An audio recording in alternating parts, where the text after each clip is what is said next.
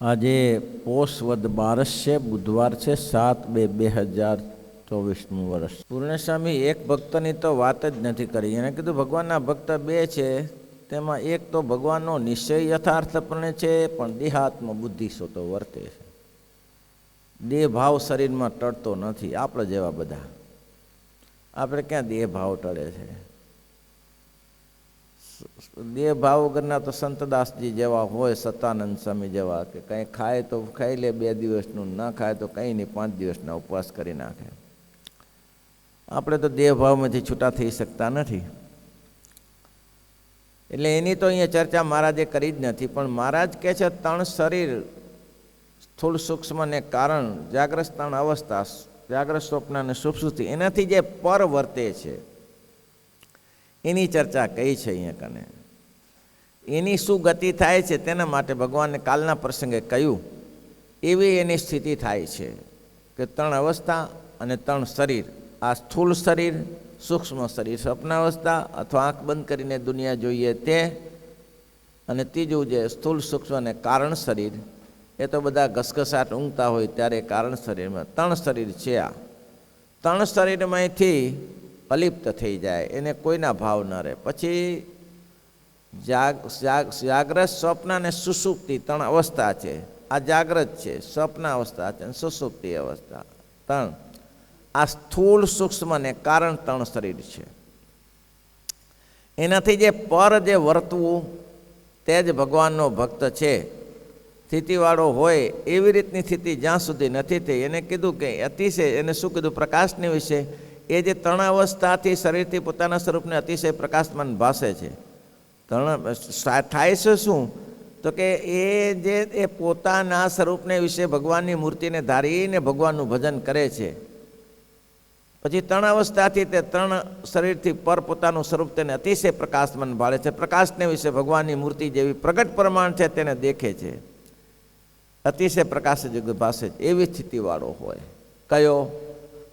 જે 3 અવસ્થા અને 3 શરીરથી પર હોય એવી સ્થિતિવાળો હોય. એને તો પછી પોતાના આત્માને પ્રકાશમાન જુએ છે અને એની અંદર પ્રગટ ભગવાન એવા ભગવાન તેનું દર્શન પણ કરે છે. એવી સ્થિતિવાળો. અને એવી સ્થિતિ જો જ્યાં સુધી નથી થતી ત્યાં સુધી પરેશાની રહેશે. શિવજીને એવી પરિસ્થિતિ નથી તો કાલે એનું દૃષ્ટાંત આપ્યું. બ્રહ્માને નહોતા વર્તા એ સ્થિતિમાં બ્રહ્માજી નહોતા વર્તતા તો પોતાની દીકરી સરસ્વતીમાં મોહ થયો. કથા શાસ્ત્રમાં લખાયેલી છે. આગળના પ્રસંગમાં બધી કથાઓ લખાયેલી છે. પોતાની જ દીકરીમાં સરસ્વતીમાં મોહ થયો અને એની પાછળ પડ્યા. તો સરસ્વતીને એમ થયું કે આ પિતાશ્રી તો બહુ ખોટું કામ કરે છે, એટલે મૃગનો શરીર ધારણ કરી લીધું દીકરીએ. તો આ મૃગ થઈને પાછળ પડ્યા. પછી તો બધા દેવો મળ્યા, બધા મોટા મોટા દેવો મળ્યા કે પ્રભુ આ શું કરો છો? અત્યાર સુધીમાં આવું કોઈએ કર્યું નથી અને તમારા જેવું કોઈ કરશે નહીં, માટે બહુ ખોટું કર્યું. પછી બ્રહ્માજી પસ્તાયા કે મેં આ સંકલ્પ કર્યો. બ્રહ્માજી પસ્તાયા. એના છોકરાએ સમજાય, પિતાશ્રી આવો ધંધો કોઈ આ દુનિયામાં કર્યો નથી. ઘણા બ્રહ્મા થઈ ગયા અને ઘણા બ્રહ્મા થશે, પણ આ પોઝિશન કોઈએ ઊભી કરી નથી કે પોતાના દીકરી ઉપર આસક્ત થઈ શકે. આ જગતમાં સામાન્ય માણસ પર દીકરી ઉપર હાથ નહીં મારતો. તમે આ બહુ ખોટું કર્યું છે. અરંગણ સ્થિતિ મહારાજ કે બ્રહ્મા હોય જો ભક્તિ એ હીણો, તે તો જાણજો કાળ ચવીનો. આગળની વાત કથાઓમાં કહી દીધું, પાછળ વચનામૃતમાં આવશે. જીવને જો ભગવાન સુધી પહોંચવું હોય, તો અન્ય દેવની ઉપાસના છોડી અને રામકૃષ્ણ આદિકની ઉપાસના કરે તો એ ત્યાં પહોંચે, ભગવાન સુધી, અક્ષરધામ સુધી પહોંચી જાય. અને જે દેવોને બ્રહ્મા વિષ્ણુ કે શિવ જે દેવો છે એને જો ભગવાનના ધામ સુધી પહોંચવું, મુક્ત થવું હોય તો એને શું કરવું પડે? તો કે વાસુદેવની ઉપાસના કરવી પડે. જ્યાં સુધી પ્રદ્યુમ્ન, અનિરુદ્ધ અને શંકરસરની ઉપાસના કરે છે ત્યાં સુધી ઉત્પત્તિના જ કારણમાં જોડાય. આ ત્રણેય જે અધિષ્ઠાતા ઉત્પત્તિના કારણે મને મદદ કરે. બાકી જો વાસુદેવની ઉપાસના કરે તો મુક્ત થાય, તો કે એ મુક્ત નથી. ના, એ આપણી જેમ જ છે, થોડું પદવદી ઊંચી છે. ફેર એટલો છે કે જીવ માયામાં પડી જાય છે ને બ્રહ્મા વિષ્ણુ શિવ માયામાં નથી પડતા, માયાથી લિપ્ત રહે છે, આટલો ફેર પડે.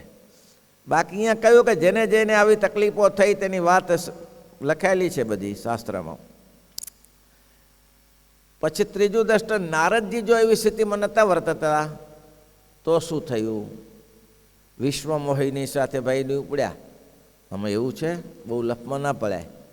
નારદજી છે ને પેલે તપ કર્યું હિમાલયમાં ગુફામાં બેસીને, એવું તપ કર્યું તે ઇન્દ્રને અમે પેટમાં બળતરા થતી જ હોય. કોઈ તપ કરે ને તો ઇન્દ્રને બળતરા થાય. આ જગતમાં નિયમ જ છે એવું. કોઈ કાંઈક કરે તો પેલો ખોટો બળી મરે, લેવા દેવા વગરનું. અલ્યા ભાઈ, તને ને શું લેવા છે? આ ઈર્ષાનું તો એવું મોટું સ્વરૂપ છે કે ઈર્ષા તો ભલભલાને પાડી દે છે. તે નારદજીને ઇન્દ્રને એમ થયું કે આ ઉપાધિ કરશે, આના વ્રતને ભંગ કરાવવું પડશે, નહીં તો મારું ઇન્દ્રાસન લઈ લેશે. હવે નારદજી તો એની રીતે તપ કરતા હતા, એને અપ્સરાઓ મૂકી અને અપ્સરાઓ નાચગાન કર્યું, આ કર્યું તે કર્યું, પણ કંઈ નારદજીને અસર થઈ નહીં. પછી થાકી ગઈ ત્યારે એમ કહ્યું નારદજીએ કે હા માતાઓ જાઓ, હવે તમે, તમારું કામ પૂરું થઈ ગયું હતું. અને આ અપ્સરાઓ બોઠી પડી ગઈ. પણ નારદજીને એમ થઈ ગયું કે હા ભલભલા સંપા સપડાઈ ગયા ને આપણે નીકળી ગયા. હું આપણે કોઈ અસર નથી, લ્યો. તારા જ બ્રહ્માજી પાસે ગયા. બ્રહ્માને કીધું કે ભાઈ આવું થાય. શિવજી પાસે ગયા. શિવજીને કહ્યું ખબર પડી કાંઈ? શિવજી કહે અહીંયા તો કૈલાસમાં ક્યાં પેપર આવે? કૈલાસમાં તો પેપર ના આવે, કે ખબર ક્યાંથી પડે? સમાચાર દરરોજ મળે ને અહીંયા. અરે પણ આપણે પહેલો નંબર આવ્યો.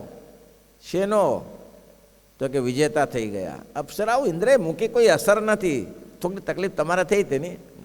વિષ્ણુ કે હવે આ ચા લપ કરવા બેઠા પાછા, કોઈ નંબર પેલો લાગ્યો આપનો, કે કોઈની તકલીફ નહીં, કાઢી મૂકી અપ્સરાઓને એમને એમ. શિવજીએ બહુ સરસ કહ્યું. તમે બહુ સરસ વાત કરી નારદજી, પણ આ વાત આપણા પૂરતી જ રાખવાની હો, આગળ નહીં લઈ જવાની. કેમ? ના એમાં ભગવાન સુધી, વિષ્ણુ સુધી ના પહોંચાડતા. એમ તો કે હા, જોયું ને કેવી ઈર્ષા છે. હું પહેલો નંબર આવ્યો એમાં એને કેવી શિવજીની ઈર્ષા. હવે શિવજીએ ના પાડી હતી તો પહેલાં જ વિષ્ણુ પાસે પહોંચ્યા. હવે એને ના પાડી હતી કે અલ્યા ત્યાં ના જતા, નહીં તો ખ્યાલ બગડશે, પણ ત્યાં જ પહોંચ્યા. ભગવાન વિષ્ણુને કહ્યું, વિષ્ણુએ સન્માન કર્યું. આવો નારદજી, આવો તમે પધાર્યા, ખૂબ આનંદ થયો. બોલો શું સમાચાર લાયા? સમાચાર શું, તમે જાણ્યા જ હોય ને. તો કે અમારે તો અહીં કંઈ એવું થતું નથી, જેમાં સમાચાર કોઈ આવ્યું નથી. અરે પણ હું પહેલા નંબરે પાસ થઈ ગયો. શેમાં? તો કે અપ્સરાઓ આવીને બધું મારા સાથે ગાનતાન કર્યું ને ઇન્દ્રને કહી દીધું કે થાઈ કરી લે. વિષ્ણુ કે એ બહુ સરસ કામ કર્યું તમે. પણ નારદ, એક વસ્તુ એવી છે કે તમે તો સાધુ છો, તમને શું અપ્સરા કરે? અપ્સરાઓ તમારે કંઈ ને કે તમારા જોગમાં આવે, એ પણ વાસનાથી રહિત થઈ જાય તો તમે છે ને વાહ, પણ એ જે હોય તે. પણ હું પહેલો નંબર પાસ થયો. ભગવાન કે હવે આને કંઈક કરવું જોઈએ. એટલે ભગવાને પછી નારદજી રસ્તામાં જતા હતા, હાથમાં કમડળું, ભાઈ નારદજીના હાથમાં વીણા, ઓમ નમો શિવાય કરતા ઓમ નારાયણ, ઓમ નમો નારાયણ, ઓમ વાસુદેવાય કરતા જતા હતા. એવી સુંદર નગરી આવી. ત્યાં નારદજી કે આ પહેલી વાર જોઉં છું, હું તો અહીંયા કેટલી વાર પસાર થયો. આ જે માયાવી નગરી આવી, કે આ નગરી પહેલી વાર જોઉં છું, આ નગરી મેં પહેલી વાર જોઈ નથી. નારદજી કે જોઈએ તો ખરા, ઝાકઝમક છે શું, આટલું બધું શું શણગાર્યું છે? ત્યાંના રાજા હતા, એ રાજાની કુંવરીનો સ્વયંવર થતો હતો. હવે રાજાને સન્માન કરો. રાજાએ કીધું વિશ્વમોહિની એનું કન્યાનું નામ, એ મોહ પમાડે જોયો. એટલે ત્યાં સ્વયંવર થતો હતો, એટલે આ નારદજી ત્યાં ગયા. હવે ત્યાં લગ્નમાં સ્વયંવરમાં ગયા એટલે પછી પેલા ભાઈ રાજાએ તો પછી સન્માન કરવું પડે સંતનું. આવો મહર્ષિ, આવો. તમે આવ્યા છો તો એક કામ કરો, મારી દીકરીનો કાલે સ્વયંવર છે, તો તમે જરા એનો હાથ જોઈ આપો, એ કોની સાથે એનો સંબંધ થશે. નારદજી કે લાવો. નારદજી હાથ લીધો. પેલે વિશ્વમોહિની તો કન્યા હતી. હાથ લીધો પણ મોઢું જોયા કર્યું. હવે ભાઈ જ્યોતિષને મોઢું જોવાની જ જરૂર હતી, હાથ જોવાની જરૂર હોય, મોઢા સામે જોયા કર્યું. કન્યાએ કીધું કે મહાત્માજી હાથ હાથ, હા એ જ છે કે હાથ મોઢું જોયું, હાથ જોયું. રાજાએ કીધું બોલો મહારાજા, ઋષિરાજ શું હવે મારી કન્યાનું કોનું સાથે લેખ લખાશે? તો કે ખરેખર ને જ્યોતિષના નિષ્ણાત નારદજીને એવું એમ હતું, નારદજીને એવું ખતેહાર ઊંધું જ વંચાય, જેને કામાસક્ત મને હવડું ન વંચાય. ખરેખર એવું હતું કે આને ત્રિલોકીનો અધિપતિ પરણશે, આ તમારી દીકરીને ત્રિલોકીનો અધિપતિ પરણશે. પણ આને ઊંધું દેખાયું. શું દેખાયું? આને જે પરણશે એ ત્રિલોકીનો અધિપતિ થશે. હવે આ કેટલો ફેર પડી ગયો? ત્રિલોકીનો અધિપતિ પરણશે એને બદલે આને જે પરણશે એ ત્રિલોકીનો અધિપતિ થશે. તો નારદજીને એમ તો હું જ ન થઈ જાઉં તારે? વિષ્ણુનું સ્થાન આપણે ભાડા ના લઈ લઈએ ત્યારે કે બોલો. હવે આને સ્વયંવરમાં તો બધાને આવી શકે, સ્વયંવરમાં તો રાજા મહારાજા બધા આવી શકે, એમાં તો કોઈને પ્રતિબંધ ના હોય. વિચાર થયો ગમે તે થાય, આની સાથે લગ્ન કરવું છે. હવે તરત રાજાને કહ્યું ભાઈ આના લેખ એવા છે કે મારી સાથે લગ્ન કરાવો. ના લે રાજા ભોઠા પડ્યા, આ હારો ઋષિને ઊંધું ચપ આપ્યું પાછું આને. એટલે એને કીધું એક કામ કરો ભાઈ, આ સ્વયંવર નક્કી કર્યો છે અને કાલે બધા રાજા આવે ને આજે નક્કી કરી લઉં એ બરું હિતાવો નથી, એટલે કાલ ઉપર રાખો, કાલે સ્વયંવરમાં આવો. હવે આને ખબર હતી કે આ ખોખામાં કોઈ કન્યા પરણતી હશે, તપ કરી કરીને શરીર ખોખું થઈ ગયું, એમાં કોઈ કન્યા પરણે. એટલે એને તરત જ જઈને વિષ્ણુનો કોન્ટેક કર્યો. પાછો કોન્ટેક વિષ્ણુનો કર્યો. વિષ્ણુને કે વિષ્ણુ કે ઓહો હો આવો આવો આવો, કે કેમ નજીકમાં પાછું આવવાનું થયું? આ પ્રભુ એક થોડી એક ઝંઝટ હતી. મારે કે બોલો બોલો ઝંઝટ, તમારે ઋષિઓને શું ઝંઝટ હોય?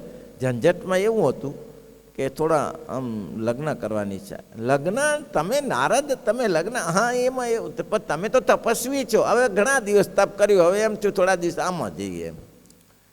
ભગવાન કે બહુ સારું, તે તમારે શું મારી પાસે શું અપેક્ષા છે? કંઈ નહીં મહારાજ, રૂપ જોઈએ તમારું. વિષ્ણુનું તો રૂપ હોય ને, અદ્ભુત હોય ને. ભગવાન કે સારું આપીએ તમને રૂપ. રૂપ ભગવાને આપ્યું તો કોઈનું રૂપ મળે? કોઈનું રૂપ ઉછીનું મળે? અરે પૈસા ઉછીના મળે, રૂપ ઉછીનું મળતું, મકાન ઉછીનું મળે, રૂપ ઉછીનું મળે, ઉછીનું રૂપ માગ્યું. બોલો. ભગવાન કે તથાસ્તુ, પણ ધ્યાન રાખજો હો. ભગવાન કે મારું હિત થાય એવું કરજો. ભગવાન કે એ જ કરીશ. ભગવાને એને પૂછ્યું મારું હિત થાય એમ કરજો. ભગવાન કે તારું હિત જ કરીશ. સ્વયંવર બીજે દિવસે બધા આમ ટેબલો ગોઠવાઈ ગયા, ખુરશીઓ ગોઠવાઈ ગઈ, આમ લાઈન ટુ લાઈન બધા બેસી ગયા મહારાજાઓ. અને નારદજી પણ એવું રૂપ જોઈ જોઈને આમ ખુશ થઈ જાય. આ હા હા હા હા, કોઈની તાકાત નથી કે હવે કન્યા મારા સિવાય કોઈને પરણી શકે. પણ એક શબ્દ ભગવાનને એને કીધો હતો કે ભાઈ મારું હિત કરજો. એટલે ભગવાન કે આનું લગ્ન કરવામાં હિત છે જ નહીં, આનું લગ્ન કરવામાં કોઈ હિત ન થાય, આને તો સાધુ રહે જ બરાબર છે. એટલે જ્યારે સ્વયંવરમાં વિશ્વમોહિની કન્યા આવી ત્યારે માકડાનું મોઢું. બોલો, આટલું તેજસ્વી રૂપ મટીને માકડાનું મોઢું, વાંદરાનું મોઢું. હવે કન્યા પહેલાં જ પેસ્તાની સાથે ને આ પહેલાં જ બેઠેલા, પહેલાં એટલા પહેલી લઈને એટલે બેઠેલા કે કન્યાને ખોટી મહેનત ન કરવી પડે, પહેલાં જ મારું રૂપ જોઈને પહેરાવી દે, પતી ગયું, લઈને રવાના. પહેલાં જ બેઠેલા. હવે કન્યા જોતાની સાથે જો ઓહો મોટો વાંદરો બેઠેલો અહીંયા તો. હા, મોટો વાંદરો. તો કન્યાએ તો એવું કર્યું કે એ લાઈન જ આખી છોડી દીધી. તે બીજા રાજા કે આને કારણે આપણે મર્યા બધા, કે આપણે ક્યાંક ઠેકાણું પડે. હવે આને કારણે આપણી ઉપાધિ થઈ કે કરું શું લ્યો. બીજી લાઈનમાં જઈને બેઠા. કન્યા ત્યાં આવી નહીં તો બીજી લાઈનમાં જાય એમ કે કન્યા મને જોયો નથી બરાબર. બીજી લાઈનમાં જઈને બેઠા. બીજી લાઈનમાં ગયા તો કન્યાએ બીજી લાઈન છોડી દીધી. હવે ત્રીજીમાં બેઠતા પહેલાં કન્યા એના પિતાશ્રીને કહ્યું કે અહીંયા સ્વયંવરમાં અપશુકન્યો વાંદરો ચા બેસાડ્યો છે, કાઢો બાર અહીંયાથી. પછી તો એવા ભોઠા પડ્યા. પછી બે શિવજીએ ઘણ મૂક્યા હતા એને. શિવજીને ખબર હતી ને આ કામ બધું ખતરો છે આમાં. શિવજીએ બે ઘણ મૂક્યા હતા. એટલે શિવજીએ કહ્યું કે પ્રભુ તમે જરા વિચારી લ્યો. એક લાઈનમાં બેઠા, કન્યા છટકીજી, બીજી લાઈનમાં ગયા, ઠેકાણું ન પડ્યું. ત્રીજીમાં જતાં પહેલાં તમારી પાસે દર્પણ ન હોય પણ પાણીનું કમંડલું તો છે જ ને, એ હાથમાં જ હતું. એમાં જરા મોઢું જુઓ ને. મોઢું જોયું ને ખબર પડી મારો વાલો કપટી સ્વભાવ છોડ્યો નહીં કે હજી કે લે હજી કે સ્વભાવ છોડ્યો નહીં. પૂરો કરી નાખું વિષ્ણુને, અને ત્યાં જ સ્વયંવર થઈ ગયો. સ્વયંવરમાં થઈ ગયો. સ્વયંવરમાં વરમાળા કોને પહેરાવી? વિષ્ણુને પહેરાવી દીધી.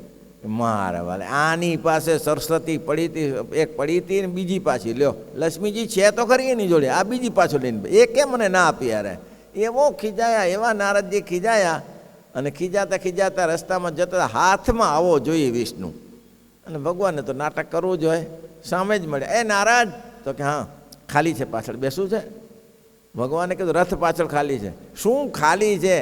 તને ભાન પડે છે કે નહીં? કે મેં કેટલા વર્ષો પછી તારી આ માંગણી કરીને આ ધંધો તારે કરવાની શું જરૂર હતી? ભગવાને જેટલી ગાળો દેવાય ને દીધી. કહી દીધું ભગવાનને, મને જેમ કન્યા માટે હેરાન કર્યા છે ને વિશ્વ મોહિની માટે, એમ તારે જન્મ લેવો પડશે ને તારે કોઈની સ્ત્રી માટે હેરાન થવું પડશે. સ્ત્રી માટે હેરાન થવું પડશે. ભગવાન કે તથાસ્તુ. એક અવતાર બીજો, તો તારું કામ થઈ જાય ને. ભગવાને માયા ખેંચી અને પછી ભગવાનને દંડવત કર્યા. પ્રભુ હું તો સાધુ છું, સાધુ છું, પણ ગડબડ થઈ જાય ને. હતા તો સાધુ પણ ગડબડ મોટી થઈ ગઈ, એનું શું ત્યારે? એટલે શ્રીજી મહારાજ એમ કહે છે કે નારદજી વિશે તો કહેવું શું હોય? આ તો ઉદાહરણ માટે. બ્રહ્મા વિશે આપણે શું કહેવું હોય? વિષ્ણુ વિશે આપણે શું કહેવું હોય?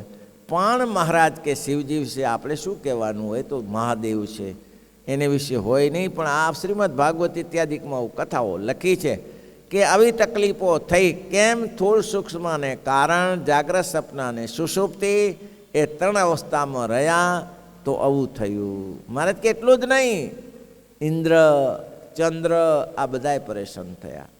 ઇન્દ્ર અને ચંદ્ર પરેશાન થયા. હવે ઇન્દ્રને તો ઇન્દ્રાણી હતી જ, તો આ લપ કરવાની કઈ જરૂર હતી?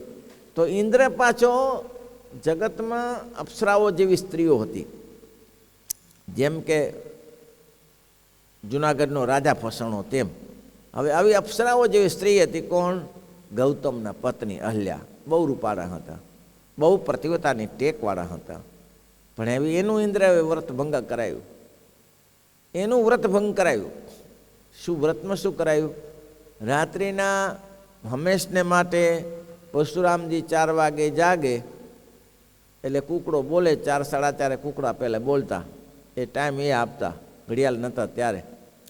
કૂકડો બોલે ત્યારે ગૌતમ મુનિ જાગીને જમનાજીમાં સ્નાન કરવા માટે આશ્રમ ત્યાં સ્નાન કરવા જાય.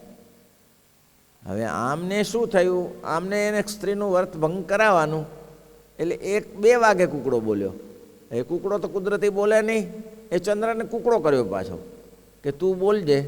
ચંદ્ર કૂકડા રૂપે થયો. અને આ ગૌતમ મુનિ કે ભાઈ આ કેમ ઝડપી સવાર થઈ ગયું આજે?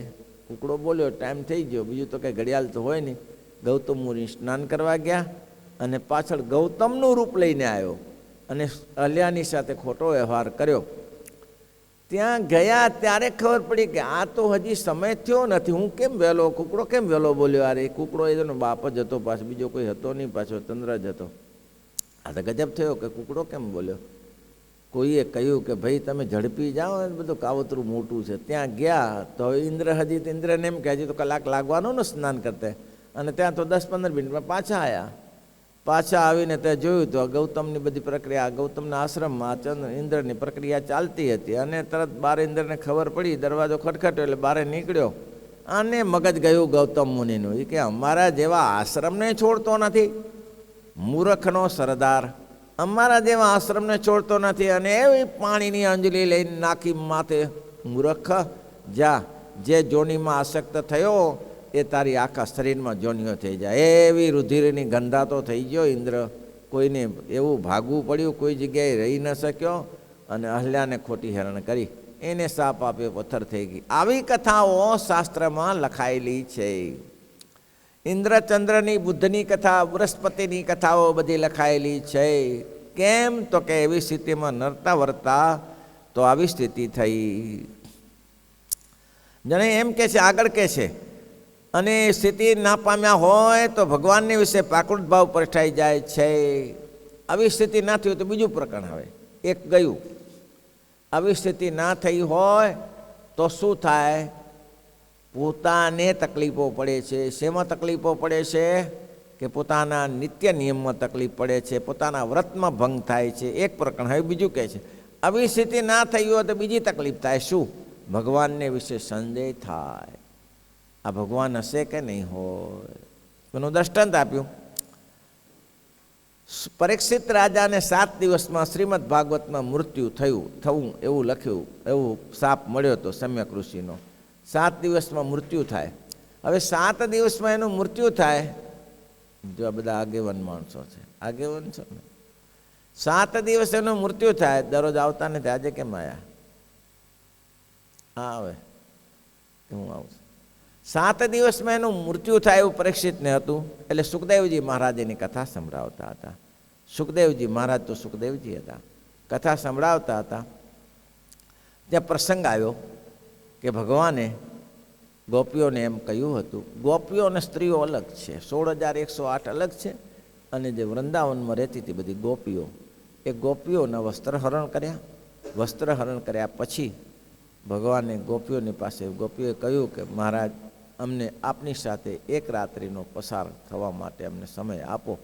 ભગવાને કહ્યું કે આજથી 12 માસ પછી શરદ પૂર્ણિમાને રાત્રે આપણે ભેગા રહેશું. ભગવાનની ઉંમર 10 વર્ષની છે, નિર્વિકાર હતા. ગોપીએ કહ્યું સારું. પછી એ સમય આવ્યો ત્યારે ભગવાને પરીક્ષિત રાજા કહે છે, જમુનાજીના કિનારો હતો, કામદેવને પ્રકારવો હતો. કામદેવને કહેવું હતું કે તારી મારી પાસે તાકાત નથી. ભગવાન શ્રી કૃષ્ણએ કહ્યું તો કે હું બલબલાને પાડી દઉં છું, તું બલબલાને પાડી દેતો હોઈશ, પણ તું મને પાડી નહીં શકે. તો કે મારા બાણ મળવા જોઈએ તો બાણ બધાય આપું. બોલ. તો કે શરદ ઋતુમાંની રાત્રિ હોય, જમુનાજીનો કિનારો હોય, અને સ્ત્રીઓનું રોગરંગણ હોય, ચંદ્રનો પ્રકાશ હોય, આ બધા બાણ મને આપો. અને વિલાસનું સ્થાન હોય, એકાંત જગ્યા હોય, મારે કે બધું તને જે જોઈએ તે આપું. આ બધું લઈને આવ્યો કામદેવ, પણ કામદેવને પરાસ્ત કરી દીધો. ભગવાન કહે છે સ્ત્રીઓની સાથે રહ્યા પણ પોતાનું વ્રતનું ભંગ ના કર્યું, નિષ્કામ વ્રત ભંગ ના કર્યું. આમ તો ભગવાન તો ધારે કરી શકે, પણ ભગવાને બતાવ્યું કે ઉર્ધ્વ રહેતાના ઉર્ધ્વ રહેતા જ રહ્યા. આ ગોપીઓને એવી ખબર નહીં કે ભગવાન તો અમારી સાથે રમે છે, બેસે છે, ઉઠે છે. પણ એ જ્યારે ગોકુળમાંથી દુર્વાસા ઋષિ સામે આવીને આશ્રમમાં રોયા ત્યારે ભગવાને કીધું કે મારા ગુરુજી આવ્યા છે, એને જમાડવા જવાના છે. ત્યારે ગોપીઓ કહે અમે જમાડી આવીએ, પણ રસ્તામાં જમુનાજી વહે છે, એને કેવી રીતે ઓળંગીએ? ત્યારે ભગવાને કહ્યું કે જમુનાજીને એમ કહેજો કે ભગવાન શ્રી કૃષ્ણ સદા બ્રહ્મચારી હોય તો જગ્યા આપો. હવે શ્રી કૃષ્ણ તો કે અમારી જોડે ફેરે છે, ઉઠે છે, ને બ્રહ્મચારી છે એનો હોય, પણ એની સાક્ષી જમુનાજીએ પૂરી. અને પાણી ખડકાઈ ગયું અને નિષ્કામ થઈ ગયા. અહીંથી આપણે રાખીએ, તમે જાઓ તો ભાઈ અમે પછી ક્યાં સુધી ચલાવીએ. શ્રીપતિમ શ્રીધરમ સર્વદે